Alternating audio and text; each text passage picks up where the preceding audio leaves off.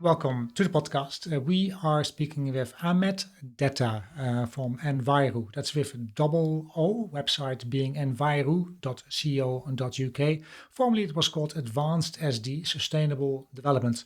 Now, I do not like seeing plastic on the beaches. I hate seeing it in the oceans, in rubbish on the streets. I do not like it, but you can't really get around it because if you buy something from the supermarket, there is plastic around it. So what can you do?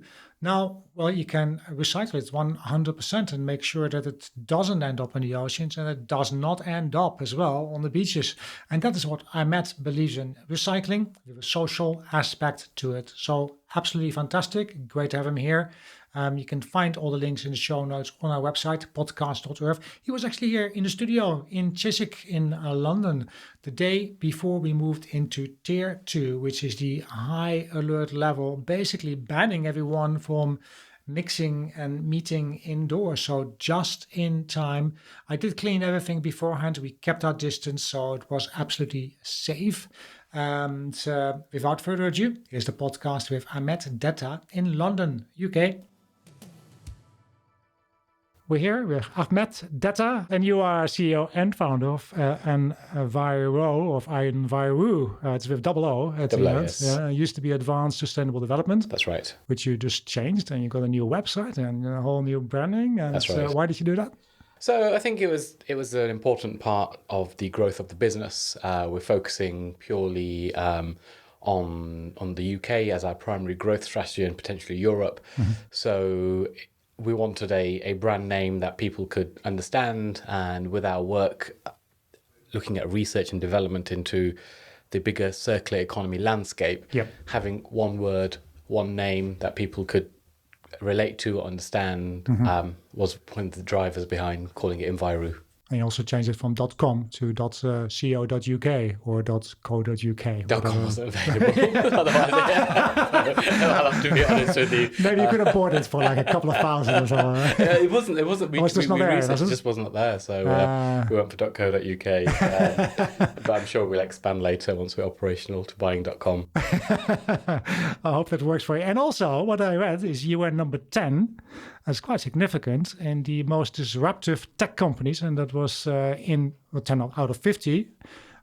Disruption 50. Congratulations. Thanks very much. Yeah. Thank you. That's good, isn't it? It's good. It's nice to be part of the actual whole program. I think it's interesting as an entrepreneur who's looking at things differently to be around like-minded people who are thinking, how can I make a difference? How can I change? Mm-hmm. And that disruption is actually not negative. No. We're not here to cause a problem or create drama. We're here to actually say, well, this isn't working well. Mm-hmm. How can we do it better? Right. And being in that environment with other disruptors was really empowering and motivating. And you're number 10 there. That was good, huh? What did you do to get to number 10? I guess we got to number 10. I think we were forward thinking in where we're at. Yeah. We've got a lot of methodologies and mindsets in place to develop the business, but we're not operational yet. Okay. So therefore, we kind of got to a point where we peaked at stage of a concept level. How long ago was this? This was a year ago. A year ago, okay. Right. A year ago. At that point, you were still advanced to SD. Basically. That's right. So now we're at the stage where we'll start construction next year on our project. Yep. Is that your plant? Huh? That's the plant. Yes. Yeah. Is that your plant or is that a plant? No, that's ours. That's yours. Okay. Yep. My team, my experienced team, will run that facility in the northwest. So I think, obviously, part of the whole disruption process was artificial intelligence and using that to do the judgment and the criterias. Mm-hmm. I guess we met a lot of the criterias of disruption. I guess what was good to be where we're at 10 is that we've got areas that we need to develop to get to number 1. Uh-huh. So that's our strategy. You're ambitious. We'd like to be, the most disruptive company. Is very good. We're coming that later as well. Actually, we'll go back onto that. So, it's room for growth. Yeah. It's recognizing the excellence to date of my team. Yeah. But really motivating to make sure that we get to the top spot. We can only do that once we're actually operational and performing, and actually recycling and walking the talk. Good. And you say recycling already, and that's what you're doing, I believe. 100% recycling of PET or PET plastic waste. I I see what it stands for. Can't pronounce it. Polyethylene Terephthalate. There you go. So You can do it. exact. You can do it. What is that anyway? So it's basically the plastic material that's used for food packaging. Food packaging. Yeah, your clear plastic. Clear plastic Okay. for bottles. We're seeing a shift in milk bottles actually going towards PET, Right. and your food packaging material. So special plastic that can be recycled. It can be recycled, and of course you've got the bisphenol BPA content in that. So it's I guess the purest and least harmful form of plastic for handling anything that we consume. Right, except when it ends up in the ocean, of course. Of course. We'll come on to that We'll later. come to that later as well. Yeah. So 100%. So I Googled you, and the question is here. The first thing that came up really on Google, after the advertisements, of course, it says, feel good about profitability. Yes. Now, I did a project where we looked at companies that were sustainable. It was a project for the Sustainable Development Goals. It was in cooperation with the UN. And we looked at companies that is actually could see in their back pocket that it was good for them. And they are actually, they're making a profit while doing so. And they're actually making more money while being responsible and sustainable. What is your drive for profitability? Why do you say that? So that's actually a very personal thing to me, that statement. I come from a very humble background. Okay. My parents have been involved in philanthropic activity from the day I can remember. But after finishing university, I ended in a very corporate, high-flying sales job. Okay. And I was earning more money than I could ever imagine, but I was feeling very empty by doing that. So I kind of took a step back and was like, how do I get to a point where it is a win-win situation for everybody? I was selling technology when, yes, it was, semi-interesting technology and quite boring for others. But, it wasn't something that really drove me. And I wanted to get to a position where my personal drive was reflective in, commercial success. So that's where when I moved to the Middle East and I got headhunted to set up a mobile phone recycling business, that's where the symbiosis came into action, where I was recycling for the greater good, but also making a profit. That win-win mindset is incredibly infectious, and it just changes your morale, it changes your energy, and it makes you look at things in a much different way. And you really build that camaraderie of support from customers, from clients, and your internal team. So that statement, that feel good about profitability, came from a personal lack, which the sustainability industry fulfilled. I really like it, actually, because that's what everyone should really think about, I think. I agree. Yeah, definitely. So what is Enviroo? What do you do exactly? Where does it come from? You already gave me a little bit of your background in Dubai, but what you did there, recycling of mobile phones, is different. It was the start of my career. Mobile phones is, in terms of my sustainability career, that was the tipping point that had the snowball effect to look into the bigger picture. So doing mobile phones was a great start. We did some fantastic campaigns where we would encourage consumers to recycle a mobile phone, to give a child a smile for life for a charity that was doing cleft palate operations. Okay. Oh, wow. So the 150 pound rebate was the cost of that operation. So it was very a tangible solution. So customers are actually, it can make a real difference here. I know exactly where my money's going. Yeah. I know the change it's going to make, and that's really powerful. So that's where the career in sustainability actually started, and then that moved into electronics and IT, bringing back my historical work in the UK in selling, IT equipment. But it was during that time where I was consulting a number of the corporates around their IT infrastructure, their mobile phones, paper, where they said plastic is a big problem for us. And they said, what can you do about it? And I kind of looked at them and said, I don't know what I can do about it, but I'll go off and do some research and find out. And I realized that the region was not recycling, it was exporting its waste to China. And I guess part of my own growth and development, my first degree is in marketing, very useful if you want to go into marketing, but probably not for sales it's very good as well. Yeah, absolutely. But I I didn't have a formal sustainability qualification, so I came back to the UK, started my postgrad in sustainable business at Cambridge, and that's where I really did the academic research into the waste management industry, looking at future materials and manufacturing, what products are going to be around. So having kind of experienced the peaks and troughs in technology, looked at the macroeconomics of society, and people's consumption. Because a lot of my first degree was around consumer behavior and looking at people's behaviors. Recycling plastic was the obvious way forward, and it was also at the time when Ellen MacArthur and other champions like that were rallying for change. So it kind of made sense that my academic research, which is in a bit of a bubble world, it's all theoretical, was actually a real life problem. So that's what drove me to look at plastics recycling. And then the main reason I chose PET over anything else is that it's going to be around for the long term. Right.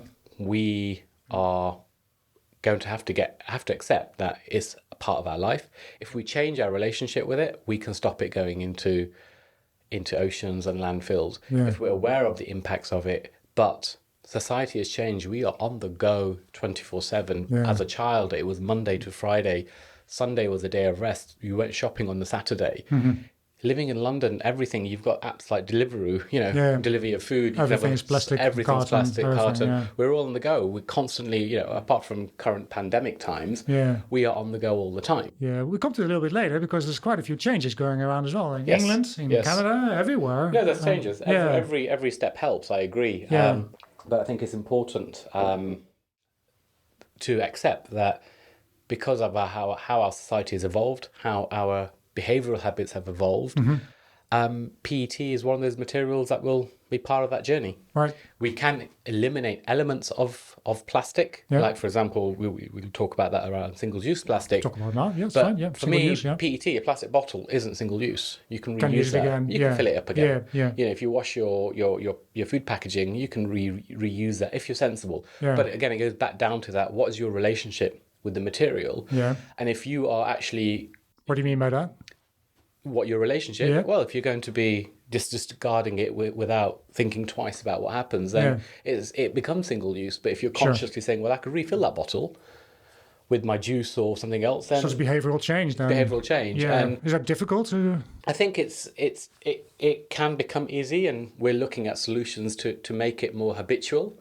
What solutions are you looking at? So one of the things is looking at is the deposit return scheme. Okay, that's very good, by the way. Yeah, I like that. Yeah, and but what we're looking at is right now is the research on the rewards. Right. It has to incentivize people. We are a company that looks at every member of society. Yeah. And I'm not going to be preaching to the converted. Sure. I don't need to tell someone who recycles how to recycle. I need to reach out to members of society that don't have that knowledge and get them motivated. And in our primary research or our preliminary research, cashiers are motivated. Absolutely. Actually, in Amsterdam, I was there during King's Day last year. They had all those plastic glasses and people just chuck them on the street, right? But a lot of people were picking them up because each glass they brought back, it's value. €1. Exactly. €1. It's not bad. So they could make like €100 by just picking up a few glasses. Like, why not? Why? That's very good. And it goes back to a win-win situation. Is that something you're thinking about? That's what we're thinking of. Yeah. So, but what we'd like to be able to do is test different types of products as well, because we are on the go. We are surrounded. We have got technologies or trends like social media part of our life. People are not going to be sat at home, anymore. Apart from the current pandemic. For another year, 6 months, we don't know. We don't know yet. But once we get back to, I guess, what we call the new normality, people will be back on the go. So therefore, what we want to make sure is if they're consuming a bottle of, bottle of Coke or bottle of Pepsi, we're trying to understand, is there a correlation between that and a chocolate bar and a crisp packet? Or so therefore we're doing we're pointing. You want to have partnerships with companies that, No, what we want to do, partnerships are important, but before we want a solution to say and understand that certain product mixes work together. and that there is a relationship between certain materials, because if we're seeing a majority trend in that, then we can actually devise a solution to say, well, this deposit return scheme, different from Northern Europe, which takes glass bottles and takes aluminium cans, this will take this product, and this product as well. That's the research we want to figure out and see whether, is it going to be confusing for the consumer to have a multidisciplinary machine, or do we just focus on bottles and what's being done already and do it better by giving a reward that changes behavior? This is the exciting part of our venture and our journey over the next 18 months, is really kind of delve into human behavior and say, what makes this person of this age and this demographic work? And ultimately, for me... And how do you do that research? By studies, or...? We're looking at I can't name the university as yet, sure. But we will be appointing a PhD student and an MSc student, funding their studies to complete these objectives. So by the end of that, we'll be able to say we've got some real hardcore data on consumer behaviour around deposit return schemes, what schemes have worked, what haven't, but also looking at making sure that there's a solution in case the UK does not move forward with its legislation for deposit return scheme, because these programs. There's something in place already. It's not in place. Okay. It's been lobbied for. Okay. But Europe has taken its recycling rates to, I think Germany is at 98% because of deposit returns. That's amazing. That's because the government's funding it. Your bottle has gone from €1 to €1.25. So therefore, naturally, you're going to want to bring it back. Yeah, of course. That makes sense to me. Yeah. But that's imposing behavior. Sure. That's government-led as well. That's government-led, yes. And that's great. And I think, but are we ever going to get to that? I don't know. Can we better that program? Probably. Right. How do we better that program? Well, that's the research we're going to do. And you also, what I saw is you do a lot with regards to innovating the recycling industry. Obviously, I've done actually a few interviews with other organizations doing different kinds of recycling, but still. Where do you innovate on this particular market? Where are you there's plenty of companies. Why did I choose your factory as opposed to other factories? I think a number of reasons why we're innovative, why we're different. I guess circular economy is part of our DNA. What does it mean for you? For me, that means every stakeholder in that journey is benefited and can actually contribute to the circularity. Benefiting. So if we talk plastics, we want the manufacturers to be able to get access to recycled material. The government, we want to be able to put an infrastructure and show them how easy it is to recycle. As a consumer, we show them that you can recycle very easily when you're out and about, but also to give them the knowledge that bottle is actually going to be recycled. Right. Social impact and charities to be looking at donations to say, well, hey, John, you've recycled a bottle. Do you want to take that 20 pence rebate back, or do you want to donate it to a homeless shelter? That goes back to what you did in Dubai, basically, is it? Exactly. Same thing. Is that where it comes from? Because you're doing it now with prisons, right? Or... So the prisons element, again, is looking at, again, for me, sustainability is about long term. Right. And what we've got, as I mentioned earlier, PET, in my opinion, will be around for the long term. Sure. So therefore, one of the challenges is, social impact is a part of sustainability, and making sure that society is regenerating as well, and people are doing good. And that doesn't necessarily always have to be environmental. Okay. The challenge we've seen in the UK is that the reoffending rates are very high. So people reoffend because when they leave prison, they are blacklisted, they are scapegoated for being a prisoner. Sure. So what we're trying to do is say, hey, you made a mistake. Everybody makes a mistake. If you follow religion, biblical religions say, if Adam never had that apple, or whatever the story is, we wouldn't be sinners today. But regardless of your religious viewpoint, humans make mistakes. But where's the empathy and where's the support to get those people who made a mistake back on track? Right. And what we're saying is, hey, you've made a mistake. We're not going to judge you for that, but we're going to give you an opportunity to come work in our facility, develop and grow your career, because this facility is going to be around for a very long time, because that plastic is going to be around for a long time. So you can really create workmanship skills and really carve a career. Yeah. And that's the approach we're looking at. That's why you're doing it as well, then, isn't it? That's why we're doing it. It's just to really, make society a better place, because at the end of the day, it all works in process. You're not going to recycle a bottle on a machine on the street if you're fearful of going there because you might get attacked. Yeah. So if that criminal is actually being motivated to work and off the streets, and the world's a better place. And if it's a safer environment, it's a cleaner environment. And therefore, it goes back to that philosophy of it has to be win-win for all. Yeah. And if we can make this micro nuggets of change, hopefully we'll make a bigger change. Yeah. But it has to start small, and it has to work and prove before you grow. Awesome. I really like that. Okay. So then you also talk about food-grade polymers. And you're creating food-grade polymers that are used to recreate food packaging, plastic bottles. That's right. I looked on your website, but please go ahead. So food, what food? There's different types of plastic. Yeah. There's 7 different types of plastic, Yeah. and there's different types of recycling, subject to what the end product is. Yeah. So you can make polymers from. What is that? A polymer is a little small ball or a pellet. Okay. Which, in essence, what happens is they're created into little pellets.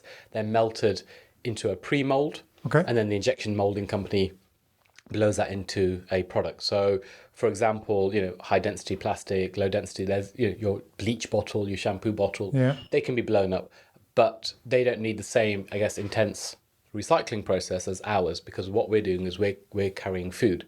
So we're creating food grade polymers, which what that means is this polymer is as pure as virgin oil produced polymer. So your bottles and everything else are made from crude oil. Yeah. It's as pure as that, so it can be used to create that, Okay. to handle food and to handle any packaging. So another word is direct food contact. Okay. But in essence, to cut the technical spiel around it, our polymer can be blown into a bottle that can be reused to carry water or any. And that's exactly the plastic that you use in the first place That's as well. right. You don't use, like, I wanted to ask you about black plastic bags No. that are, from what I hear from a previous interview, not recyclable at all, is it? So I think for us, our process is really intense. Like we go through a really strict washing line process to get rid of the glue, the label, the dirt, and everything else. And what do you do with that? So we have a partnership which will then create hydrogen electricity from the cap and the label. Yeah. So it's 100% recycled. Again, different elements of circular economy. Does it depend on the label, or is that every label? I think most of the labels are standardized. I think they've shifted from paper to a different type of mixed plastic label. Yeah. So we would recycle 100%, but the problem with with a bin liner is it's so thin. So if that went through our wash line, it would disintegrate into the process. Right. So it is something for us to think about, to say how do we recycle bin liners, because the problem is, again, it's what goes into that bin liner. It's probably the most contaminated bag. And it's so thin. Yeah. So when you wash, even if you try and wash it, if the water's too hot, it could melt it. So I think I agree with Just different process, something that you don't do at the there moment. needs, we don't do that, Yeah. but it's something that it's important to look at. Yeah. But how, again, I think is where the challenge is the element of how dirty that bag is. Right. And unless we then put plastic bags to hold food inside of the plastic, but then that's a further problem. So I think it's definitely an area to look at for the future, to say how do we deal with that. Yeah. But ultimately, what we want to do is, if we can start with getting one aspect right, it opens the door to different ones. And say, right, well, you know what, we are profitable, we are successful, we're growing.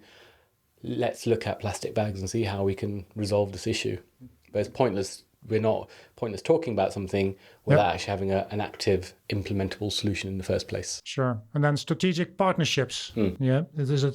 You mentioned quite a few things already, to be honest. So for us, a strategic partnership, it can range, again, from government entities to local government entities to large corporate organizations, even charity organizations. So, I guess where we are fortunate is that every one of these entities will probably have bottled water or sparkling water or use PET plastic in their day-to-day life. So when talking about a solution, it's something they can resonate with.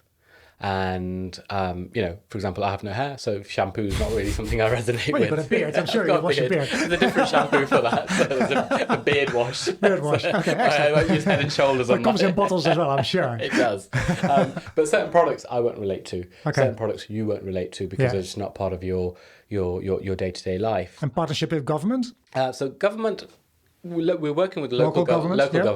So because our plant is in the northwest, so ultimately what we'd like to do is be able to create the research with our PhD student and MSc student to be able to present that to major government and say, right, we've done all of this. Next one. We want, this is something you should either consider for legislation or this is the blueprint you should adopt for the rest of the country because we've made it successful in the northwest. Yeah, but I'm sure that you want to take it further on yourself as well. You don't want to give it as a blueprint for other companies, or we would, or you want to open source it, or we would work with partners. I mean, ultimately, we've got strategic relationships in certain places of the country, but this needs to be a solution for everybody. So we would welcome discussions with other people at the appropriate time. Yeah. And then I see another stream of revenue there, and that's carbon offsetting. Carbon offsetting, yes. Selling carbon credits, basically, is it? Are you going to do that yourself? Are you working for an agency? Or how does it work? I see something about 100,000 tons per year over the next 5 years? So our growth will get us to offsetting 100,000 tons. Yeah. How we sell those at the moment is to be determined. We would we've put on our website for customers if they want to interact directly to get in touch with us. We're also open to the agency model as well. Right now the key thing is to actually get the accreditation and go through that accreditation process. How long does it take? It'll take 18 months. 18 months. When did you start? So we'll start. Oh, you are starting now. We've done the initial paperwork. So once our facility starts the construction process, it will start from there. There's a number of different requirements that you've got to meet. Yeah. But the actual process is, I guess, in line with the time we go live as a facility. Right. So by the time we're accredited, we are actually physically. So it will take a year and a half for the factory to be operational. There you go. Okay, that's very interesting. So it works nicely. But again, it's giving organizations who may not necessarily be able to change their behaviors to make their own impact to contribute by showing their intent by participating in a carbon credit program. And again, it just opens up the sphere for different people to participate. Right. Okay. And you are planning to buy your waste, isn't it, directly from waste management operators? That's right. Correct? That's currently how the system operates. Is that like, why would they go to you as opposed to other people that want to buy it? How does that work? Well, other people from our knowledge, don't process to the standard we do. Okay, right. So we are 100% recycling. There is a trend to export as well. Right. So therefore, those waste operators are under pressure from the actual waste generators, which is their councils. Because they normally send it outside of the country. Is that what it is? That's right. And this is staying local. So this is not staying local. Logistics. Exactly, reduce carbon footprint. So therefore, and also what you've got is the transparency of data. Okay. What do you mean by that? I can say to you, this bottle is 100% recycled. This is what's been turned into polymer. Or they can tell that to the customer. Is that what you're saying? They can tell it to the customer. Okay, right. So, with our product, it gives us that granularity. So, and, even down to saying, well, this many tons of plastic would have generated this many tons of carbon emissions. So you look at this sort of offset as well. So, and because you've got that level of detail, we want to be able to take that down to the consumer level. So you as a customer will have an app to say when you're recycling on the go, I've recycled 100 bottles this year. Yeah. I took back £25 of cash rebate. Of that £25 cash rebate, I donated it to a charity. Yeah. That gave somebody 2 nights stay in a youth hostel and 3 hot meals. Yeah. But I also offset X amount of kilograms of carbon dioxide, and that would have been the equivalent of me planting 4 trees. Yeah. So when you've got that micro detail, you know what your footprint is, what your contribution is, and that should make you feel good. If that makes you feel good, you're going to repeat good behavior. And then ultimately it's that behavior then will hopefully become intrinsic in future generations who are growing up with technology and social media and Maybe apps they and can everything share else. that information as well to other Exactly. people. And say, this is how much I've this done. is what I've done this Yeah. year. And people healthy, like that. Yeah, healthy competition, you know. Yeah, So, competition is always good. I it's like always it. good. Yeah. So that's the bigger strategy. The bigger picture. Yeah. But ultimately, you know, that would only all come into action once the facility is up and running. Because, In a year and a half. In a year and a half. Okay, there we go. And then you have a lot of MOUs already in place as well, huh? With companies, correct? That's right. Yeah. So we are working for the waste, or For the waste, and Yes, I'm sure also for just at a certain point selling back the plastic. yes. Is it correct? So we've got a number of customers who Yeah. will buy our end product. Yeah. And we've also got a number of customers or waste operators who supply us the waste. Right. Ultimately, we're looking at people who are within the local area. Yeah. And the plan is to create a solution that meets the geographical needs of that region, prove its success, Yeah. and then copy paste that in the next region and the next region. So these Sure, are sure. Blueprint. blueprint, Yeah. micro circular economies working, Yeah. but giving people some responsibility about their local And environment. they would buy from you for the same reason because it's local. Local, Yeah, and there's no transport costs. no transport costs, minimizing emissions, but Yeah. also, It will be the same price, though, or Sorry? it will be the same price as buying it from international sources. Or we'd hopefully be. will you drop your pen? That must have been a difficult question. Not at all. That was not a purposeful distraction.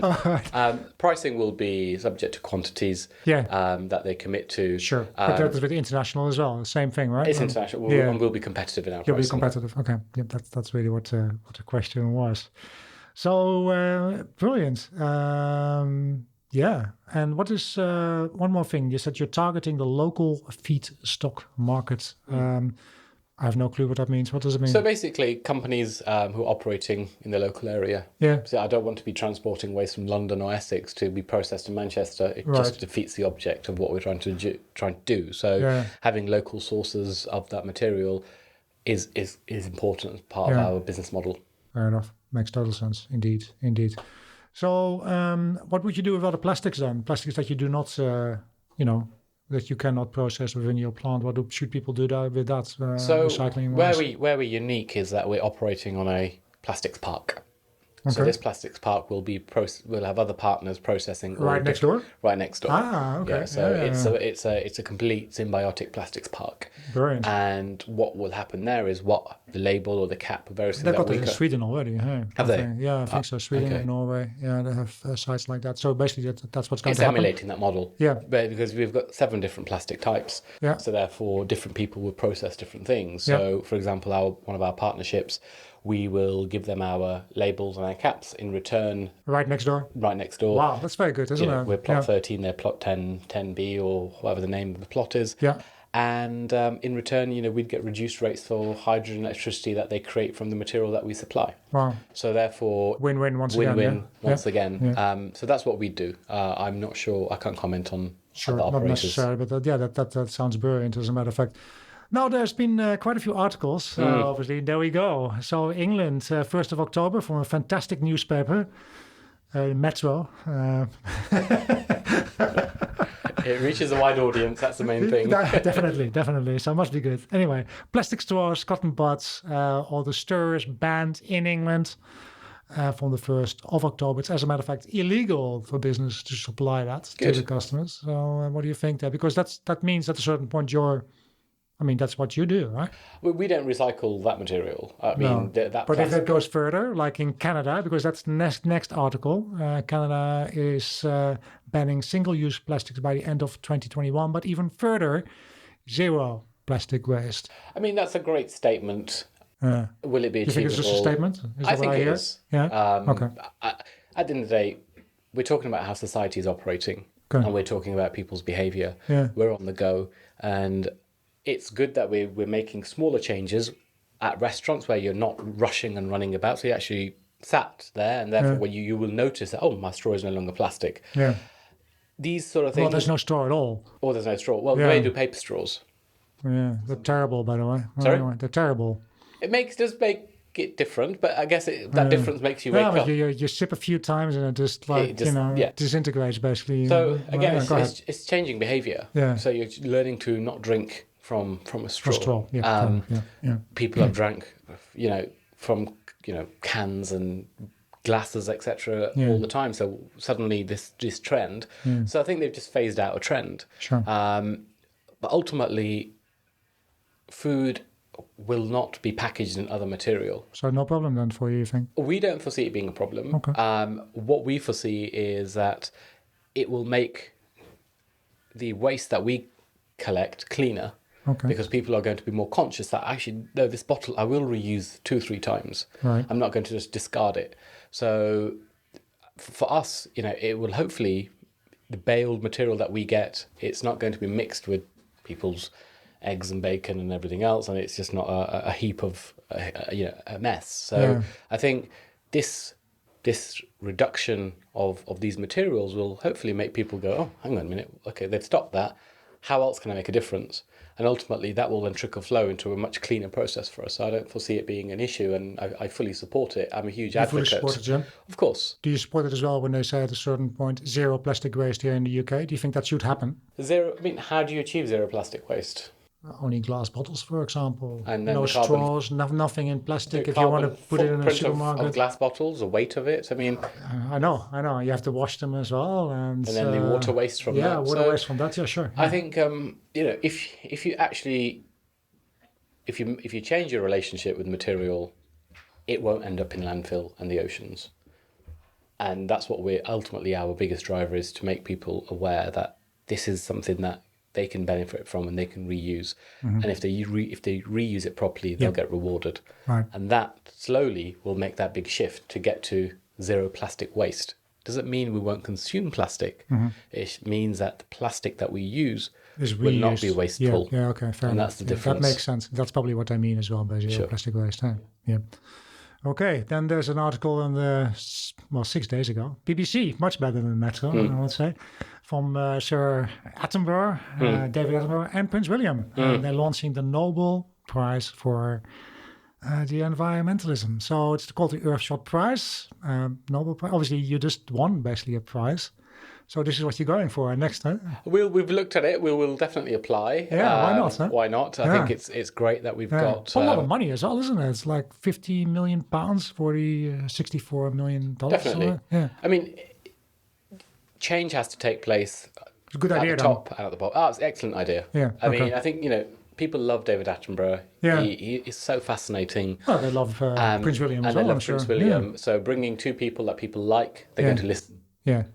So it's an excellent program which I think people can resonate with. Yep. And be like, oh yeah, I get that, I like that, I'll support it. Or people like us would look at it and say, this is not an unachievable task to apply and potentially win. They should have called it just Nobel Prize, really, I think. But, yeah. That might cause some confusion though. So keep things simple is our motto. I suppose so. Then an article from yesterday, climate change. What are they talking about there? They're talking about the International Energy Agency, talking about large-scale investment in technology. You like that, I'm sure, isn't it? Yes, I do indeed. Yeah, they're talking about behavioural change, what we talked about as well. Yes. You like that as well. And innovation in new technologies like hydrogen, and putting a lot of money into it. It has to come from government, they say. Do you believe that? I think it has to come. I think government has to lead the way. Yeah.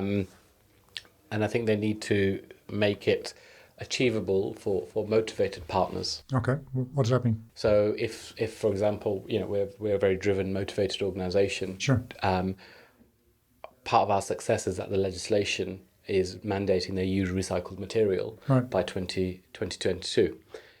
If that wasn't mandated, we would probably not have the same level of customer interest, because they have to do it. There's people who want to do it. They don't have a choice. No, that comes from the government side. Yeah, exactly. We're very fortunate that there's customers who want to do it, and a number of brands have put down a pledge. Yeah. But when it becomes regulatory and obligatory, it makes a big difference. Mm-hmm. But of course, governments need to make sure that doesn't suffocate or stifle organizations either. Yeah. So Some balance basically has to be there, right? Yeah, balance. Yeah. And I think they're getting there.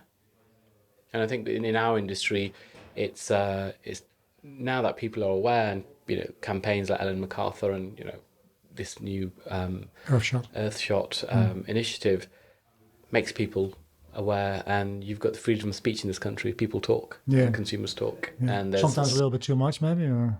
Well, each to their own. I'm not one to comment on that, okay. But I think what we've got is lots of outlets to communicate. Before we didn't, and now your voice will be heard as mine, and that will be determined on how many Instagram followers or Facebook people, or tweets and various Twitter. So I think we have that voice. And I encourage people to use it wisely. Let's end on a positive note. Is there anything you would like to say? Any future plans? How many factories are you going to open up over the next 10 years then? So we'd like to focus on 3 factories, as a minimum. Over how many years? Over 5 years. 5 years. And then what we'd like to have is multiple deposit return schemes, machines rolled out, supporting the recycling process. So that's the ambition for the first 5 years. And where can people find you? Because it used to be advanced-sd.com. So you can now find us at Enviroo, .co.uk. And that's how you pronounce it as well. Enviroo. Brilliant. Anything else you would like to mention? I think anything else I'd like to mention? Keep positive. Keep positive. We'll get through this. Yeah. It's a mind, despite what's going on. Look after your internal environment. Thank you so much for being here. Thank you for having me. Thank you. Cheers. Thank you.